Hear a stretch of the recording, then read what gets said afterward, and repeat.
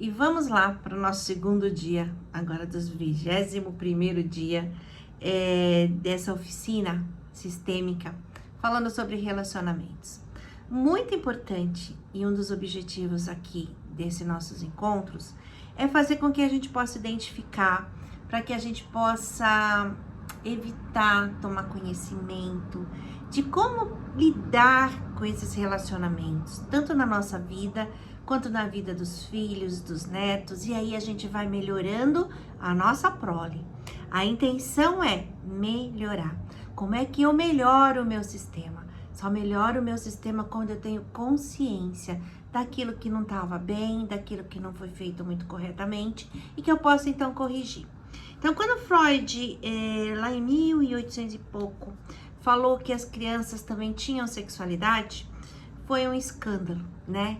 E um homem de muita coragem, realmente, para falar e ser mal interpretado e continuar ali, porque imagina, se hoje a gente fala alguma coisa, já é do jeito que é, imagina lá falar sobre sexualidade, né? E ainda nas crianças, que o pai queria ficar com a filha queria ficar com o pai, e que confusão danada foi que ele fez na vida de todo mundo. Mas é bem interessante para que a gente saiba, para que a gente possa olhar mais ou menos como foi a nossa infância e poder corrigir ali agora e também fazer diferente com as nossas crianças. Então, a teoria, né, de Freud, as fases psicossociais dele foram muito bem divididas. Eu vou falar rapidamente aqui com vocês sobre elas. Então, do 0 a 2 anos, a criança tem a fase oral, que é a fase onde a libido, onde o prazer, mas não é um prazer sexual. Ele tem uma zona erógena, só que não é um prazer sexual. É um prazer em função das suas necessidades básicas. É alegria, satisfação daquilo que a criança precisa, mas não é sexual. Mas tem uma pulsão, tem uma necessidade. Então, do 0 ao 2, tudo é boca. Então, ela vai querer comer e vai querer beber. São as duas únicas coisas, duas necessidades básicas da criança. Então, todo o prazer vem daí. Então, ela chora e aí ela é alimentada. E aí, quando ela é alimentada, ela ainda é acarinhada pela mãe, confortada pela mãe. Então, ainda tem o prazer do toque, o prazer do contato nessa fase oral. Além de saciar, né, a sua fome, ela também precisa mastigar, morder, puxar, lamber, tudo que é com a boca. Tudo isso vai liberando essas pulsões de libido, essas pulsões de prazer. Então, essa é uma fase onde, se a criança não foi bem resolvida aí, ela cresce, depois como adulto, pode ter mastigação de chicletes, muita fome, muita alimentação, fofocas. Pode ser que não seja muita fome, mas a pessoa não quer comer. Tem outros distúrbios alimentares, como a bulimia, por exemplo. Mas não que ela... coisas normais, entende? Ah, mas quer chiclete de vez em quando. Não, mas daquelas coisas que são compulsivas, né? A compulsão pode vir de um problema aí, nessa fase oral, ok? Depois disso, vem a fase anal, que é uma fase de conflito muito grande, porque é a fase onde a criança vai ter que controlar os músculos do ânus, os esfíncteres, e também da bexiga. E ela começa a perceber que algo vai sair ali de dentro dela, algo que ela produz está saindo. Alguns estudiosos dizem que é o nosso primeiro material, que é a nossa primeira arte. Então, às vezes o pai fala, credo, que coisa nojenta, que cheiro ruim. E a criança já fica, poxa, era minha primeira obra de arte e já chegou no mundo assim.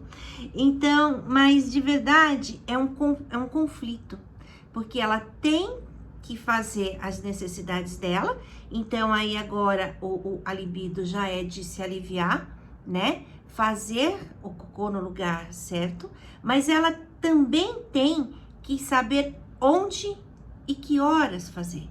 Então, ela tem que aprender a ter controle. E aí ela percebe que o alívio é bom, e se ela faz no lugar certo, ela é aplaudida. E ao contrário, se ela faz em lugar errado, ela é repreendida. E aí, mesmo que ela consiga equilibrar fazendo no lugar certo, né? Se aliviando, não é um material bom, é um material que as pessoas têm nojo, reclamam, tem que ser feito escondido. Então, é o primeiro confronto do ser humano com a sociedade. Como se comportar. É a primeira imposição, a primeira máscara que a gente coloca. Como se comportar diante da sociedade. Então, o que ela entender nesse meio do caminho vai trazer algumas limitações para ela depois, tá? Na fase adulta. Normalmente as pessoas que têm extrema rigidez de controle, rigidez de perfeição, são pessoas que tiveram problemas nessa fase aí, ok? Então esse é mais um conflito que vem da boca. Depois, o que nós temos aqui é a fase fálica. É a fase que vai a anal vai dos 2 aos 4 e a fálica vai do 4 aos 6, menino e 7, menina. O que é aí? É a fase onde se descobre os órgãos sexuais. É a fase onde o menino já começa a mexer no pipi, a menina já começa a mexer também nos órgãos sexuais dela, e começam a ver a diferença. Essa é a fase que a gente fala da castração. Então, é nessa fase que entra muito fortemente aí o complexo de Édipo, que é a diferença entre o menino e a menina, que eles percebem, né, que o menino tem o pênis, a menina não tem. A menina já se sente ali diferente, muitas vezes até menor. Por que ela não tem, né? Mas vamos falar do menino primeiro. E o menino começa, é a fase que a criança começa a ter ciúmes da relação dos pais. Fica no meio, quer separar o pai da mãe, né? E essa fase é exatamente que a gente chama de complexo de Édipo, aí no caso dos meninos. Não vou entrar em detalhes aqui no complexo de Édipo, mas era uma tragédia, né? Que Freud assistiu e que viu que tinha a ver com a história humana, né? Onde Édipo era uma criança que nasceu lá com uma... Como é que eu posso falar? Com uma maldição. E essa maldição foi dita para o pai dele de que ele mataria o pai e se casaria com a mãe. Jocasta, vocês devem saber disso por causa da novela. E aí teve um monte de coisa no meio do caminho. O pai levou o menino para a morte, acabou que o menino não morreu, foi para um outro reino, onde ele foi criado como filho legítimo. E aí ele vai, quando ele cresce, em busca de entender também, e contam para ele de que ele carregava uma maldição, que ele ia matar o pai e casar com a mãe. E ele foge desse reino onde ele mora, que ele acha que ele é pertencente a ele, e vai exatamente para o reino onde moram seus pais biológicos. No meio do caminho, ele encontra uma pessoa, um homem, que o afronta, e numa briga, ele mata esse homem. E vem para o reino onde o rei tinha desaparecido. E então, como ele conseguiu decifrar o segredo da esfinge, que é muito interessante, a gente pode falar uma hora sobre isso, e ele, como ele desvendou o segredo da esfinge, ele ganhou um prêmio, que era casar com a rainha, que até então estava viúva, né, que um desconhecido tinha matado o marido dela, e era Jocasta, a sua mãe, né? Em determinado momento, novamente, eles descobrem tudo isso, Jocasta se mata, e ele, então, fura os olhos para não ver mais, nunca mais enxergar nada. E aí, o que Freud tira disso, né? De que inconscientemente, porque Édipo não sabia que estava matando seu pai, né? Inconscientemente, o ser humano, o masculino, ele disputa com o pai o tamanho do pênis, né? Ele disputa a força com o pai, né? Quanto criança, ele disputa a mãe. né? Então ele quer ganhar do pai, ele quer ser melhor do que o pai. Esse é o complexo de Édipo. E é nessa fase que a gente passa por isso. Mas ele tem o medo do pai, porque ele já viu que as meninas não têm pênis. E eles têm o temor, que é a ansiedade da castração, que é o medo de ficar sem o pênis. Então eles começam mais facilmente a se aliar com esse pai. Isso em relações normais. Vou contar agora como é o das meninas, tá bom? Então, Freud nomeou isso como complexo de Édipo. E das meninas ele falava que era o complexo de Édipo invertido, né? Um complexo de Édipo que não era... Ele tinha outro nome, parece que era inadequado, alguma coisa assim. Só que aí resolveram que não, que era um nome que já trazia preconceito e que ficaria complexo de Electra. Poucos assumem esse nome, ok? Mas fala-se que complexo de Édipo para os meninos e de Electra das meninas. O que diferencia nas meninas? As meninas não têm o medo da castração, porque elas já vieram sem pênis, então para elas já tá ferrada. Só que ela não se conforma e ela culpa a mãe por ter castrado, né? Por ter vindo sem o pênis, que biologicamente, provavelmente, traz essa coisa de menor, de menos. Só que a gente vê que na psique humana não é o sexo em si, mas é a potência, é a grandeza, é a segurança, é a força que esse órgão traz. Então, a menina já tem esse confronto com a mãe. E aí ela vê que só tem um jeito dela ter um pênis para ela, é ficando com o pai. E inconscientemente essa menina vai duelar com essa mãe. Então o menino, ele compete com o pai. E a menina, ela quer substituir a mãe. E isso a gente percebe, as mulheres têm muito mais dificuldades com suas mães do que os meninos com seus pais. E é assim que ele molda, que é dos 5 aos 7 anos. Agora, como é que funciona pra gente resolver essa parada? Como é que a gente faz a castração correta, né? Como é que a gente dá esse corte na criança e traz ela para a realidade? Primeiro, aí a gente entra com a constelação familiar. Bert Helling diz, primeiro vem o casal, depois vem os filhos. Quem chegou antes numa relação? O marido e a mulher. Conforme eles têm amor, respeito, companheirismo, eles não vão se separar e colocar esses filhos no meio do caminho. Eles vão se amar e com esse amor eles colocam o filho no lugar. Amor, quando o filho quer, né, ficar no meio da cama ou quer ficar no colo da mãe, ele vai dizer, olha, meu amor, você vai crescer e você vai ter uma mulher só pra você. Ela é a mamãe, a minha esposa, a sua mãe. Entende? E mesma coisa com as meninas. A mãe vai falar pra filha, filha, você vai crescer e vai ter o seu marido. Ele é seu pai, marido da mamãe. E aí também o adulto fazer o seguinte, filha, né, o pai, eu amo a sua mãe e você é linda como a sua mãe. Tudo que tem que é da sua mãe, eu amo também. Mas dá enfoque na mãe. E o pai é a mesma coisa. E o que acontece nas relações hoje? A mulher não pode ver a cara do marido.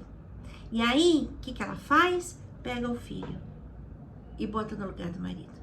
Acolhe essa ideia que tem no inconsciente da criança e coloca ele ali, imaginariamente, ele fica como o marido.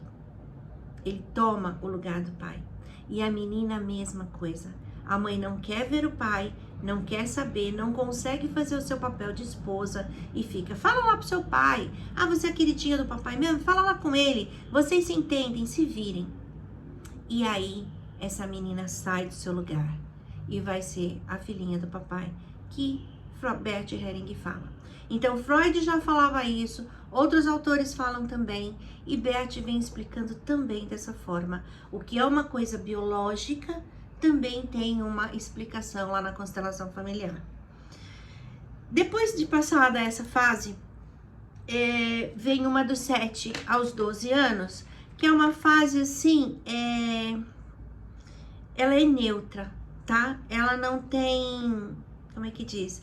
É como se, é uma fase de latência. É como se a criança esquecesse essa parte sexual, baixa a libido e ela vai pra escola, tem amizades, são os amigos, são as distrações com jogos. Hoje as coisas mudaram um pouco mais, mas ela não tá ligada no sexual.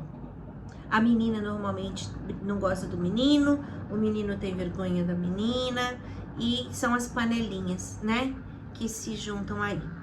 E aí depois dos 12 anos vem a fase genital, que é onde volta toda a libido, já se começa a namorar, aí o sexo, a libido vira sexual, vira desejo sexual, os corpos já estão formados, e aí o que acontece? Na fase de complexo de Édipo, lá na fase na fálica, toda essa dor de não gostar do pai, de competir com o pai, de querer que a mãe morra, de não querer ver a mãe da criança é muito dolorosa. É uma fase de pensamentos obscuros, de raiva, de inveja, de ciúmes, e é muito doloroso. Quando existe algo muito doloroso, nosso inconsciente esconde, né? Então ele fica lá recalcado. É isso que a gente fala. Sabe aquela pessoa que fala, ah, aquela ali é recalcada? É recalcada por quê? Porque algum sentimento está escondido para que não provoque dor. Só que esse recalque volta agora com força. E aí é que a gente percebe o dano que foi feito. Que não houve talvez a castração correta e que essa criança ficou entendendo o que ela conseguiu diante de toda essa fase que ela passou.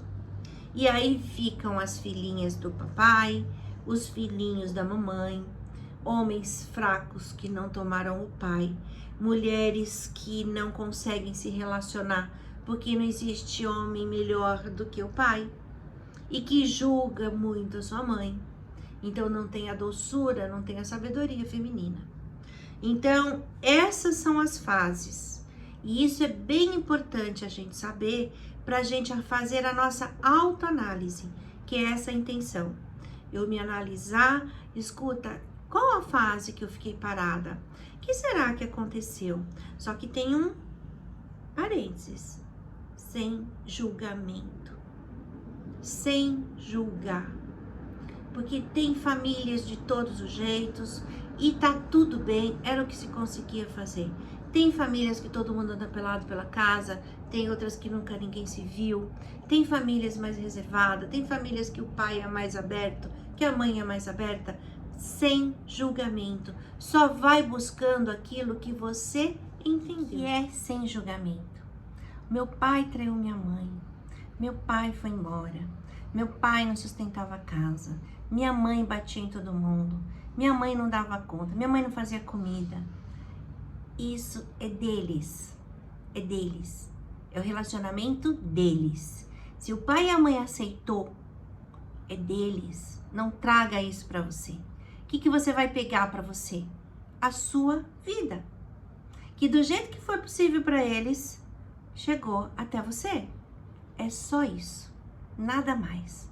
A capacidade que você tem de fazer, de transformar e de se curar de tudo que aconteceu nessas fases, fora os comportamentos e padrões que vêm da ancestralidade que a gente não sabe, fica no nosso campo.